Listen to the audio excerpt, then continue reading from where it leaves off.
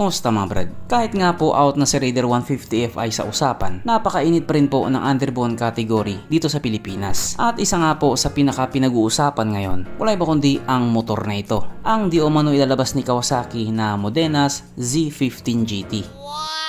Etong underbone kasi na ito ay hindi rin talaga basta-basta. Pagdating sa looks, may ibubuga. Syempre pagdating din sa pabilisan, meron din siyang ibubuga, yung usok niya. Sinasabi nga po ng ilan na ngayong 2026 maaring ilabas na siya dito sa Pilipinas. May mga tao kasi na di umano nakita siyang tinetesting na sa kalsada, somewhere in Metro Manila. Syempre sa dami ng mga marites ngayon, hindi talaga makakatakas yan. Talagang mabibidyohan yan. Ito kasi yung motor na sinasabi nilang pantapat daw ni Kawasaki sa Winner X or Winner R ni Honda, Sniper ni Yamaha, Raider Pro ni Suzuki, at mga underbone ni Rossi. Alam naman po kasi natin na kapag sinabing Kawasaki, nakafocus lang talaga sila sa mga big bikes nila. Kahit nga sa mga scooter nila ay madalang din eh. Pero kahit papaano, meron naman na silang nilabas na scooter. Yun nga po yung Brusky 125 na nanggaling nga din po kay Modenas. At ngayon nga po, underbone naman. Itong si Z15 GT. Syempre concern agad ng iba.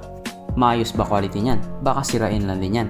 Unang-una si Kawasaki po ay kabilang na sa tinatawag nyo nga pong The Big Four. Na sabi pa nga po ng iba, branded. Pangalawa, hindi po yan sila maglalabas ng motor kung alam nilang mapapahiya lang sila. Kaya ito nga pong Z15 GT, malamang sa alamang may palag din to. Hindi pa lang natin masabi kung kaya ba niyang sibakin or kaya ba niyang palitan si Suzuki Raider sa pagiging hari ng mga underbone. Saka na yan pag nagtapat na talaga sila. Sa ngayon, naabangan muna natin kung talaga nga bang ilalabas na siya. At ang pinakatanong agad nga po ng karamihan, magkano ba yung magiging presyo niya? Kasi sa lahat-lahat nga po ng paliwanagan, sa presyo pa rin talaga magkakatalo. Kahit ano pang magandang sabihin mo dyan, kung sobrang mahal naman yan, mag-aalangan pa rin talaga yung mga tao. Imbis na bumili ng Z15 GT, baka mapunta na lang kay Rossi.